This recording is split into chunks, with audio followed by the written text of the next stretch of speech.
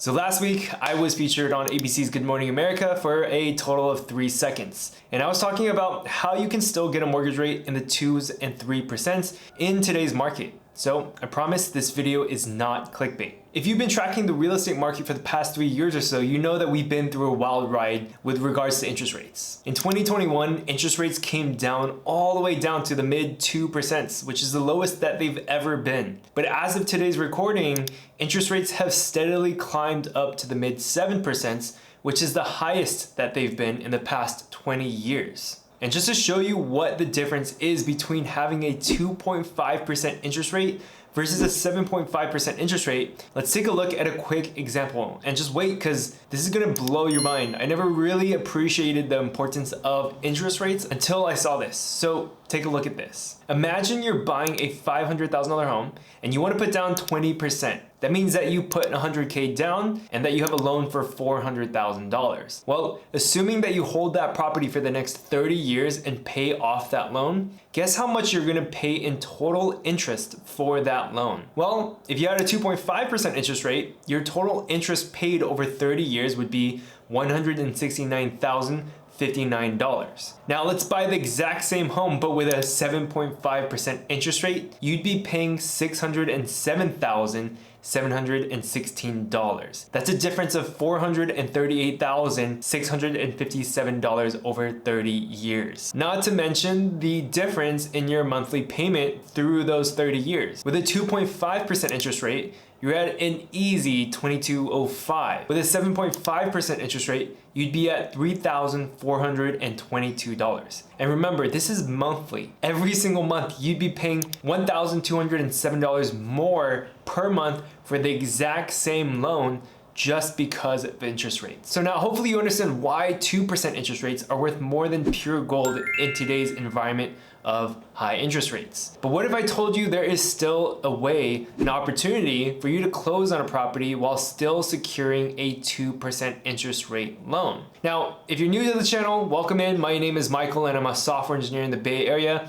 and I invest in real estate part-time. I make videos like this to help show other W2 employees why they need to be investing in real estate if they want to grow their net worth. So the option that we're talking about today is called assumable loans. And from a high level summary, an assumable loan is a loan that can be transferred from the seller of the property to the buyer of that property. And as of today's recording, about 23.5% of mortgages issued are under 3%. But that doesn't mean that all 23.5% of those mortgages are assumable. So let's walk through a simple example first, and then we'll review some of the key points that you have to know about assumable loans. So here's the example.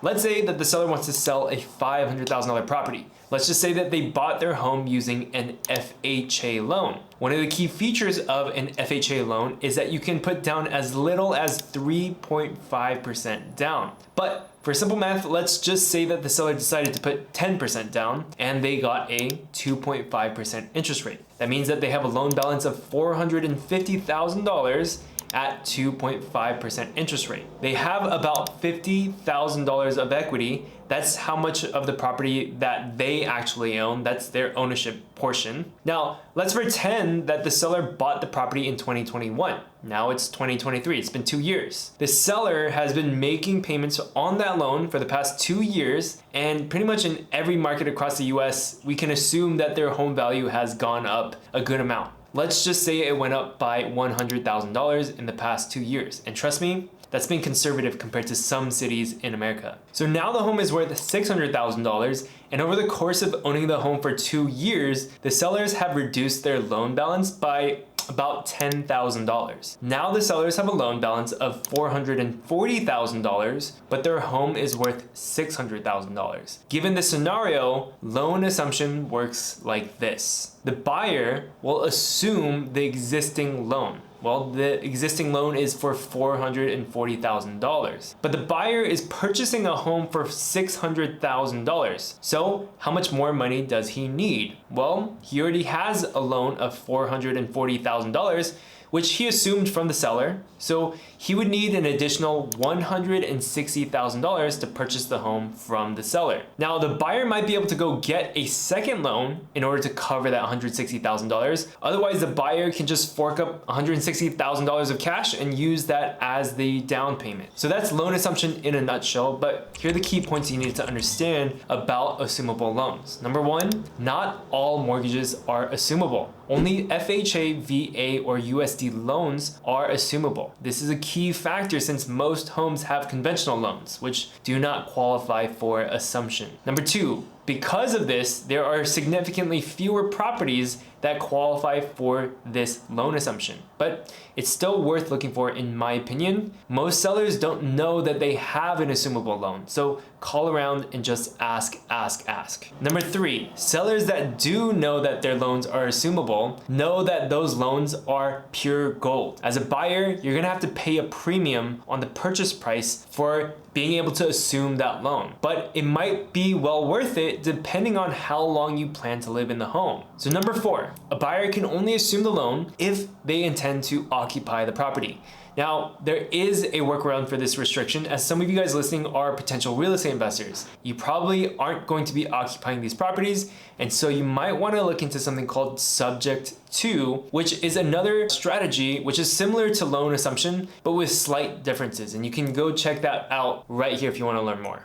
So number five, the buyer becomes liable for the mortgage payments after assuming it. So there's this misconception that, even after you assume the loan, that the loan is still under the seller's name. It's not. It's now under the buyer's name. And so they are now fully responsible for making those mortgage payments. And number six, as a buyer, you still have to qualify for the loan you're about to assume. So you still need to show paperwork and show financials to prove that you can still afford this loan that you're about to assume. Now, number seven, you need to buy out the seller's ownership portion. That's called their equity. So again, like we mentioned before, if the home was $600,000 and the loan assumption is for $440,000, that means you still have a gap of about $160,000. And so as a buyer, I would need to bring that money to the table in order to close on this deal. And number eight is the end-to-end process for assuming a loan can take longer than buying a home with just a conventional loan because there's a little bit more steps involved. So now that we've gone over the key points, you might be thinking, well, that's kind of looking for a needle in a haystack. But actually, let's look at the MLS together and see what we find. I just looked up the city of Dallas and searched for all the Zillow listings with the keyword assumable in the listing, and I found these properties. As you can see, it's not going to be a very big list, but there are a few listings advertising their assumable rate, and they'll even say what that rate is. And so for this property, that's in the 2%. And as I said, not a lot of sellers know that their loans are assumable. So you might want to call around and just ask if they're considering selling the property. Now, I also posted another video that you guys might want to go check out. The title is 3 ways to get a mortgage rate under 4%. There's actually 3 more ways that you can utilize in order to get a mortgage rate under 4%, and it's not assuming a loan. So if you're interested in that video, you can watch that right here. Anyways, that's it for this video, guys. Hopefully you guys found it useful, and if you guys want to learn more about growing your net worth through real estate investing, then subscribe and leave a comment below. If you guys want to speak to me directly, you guys can use the link in the description below, and you can set up a one-on-one call with me, and we can strategize and see what's good for you. But anyways, guys, thank you guys for watching again, and I'll see you guys in the next video. Peace out, guys.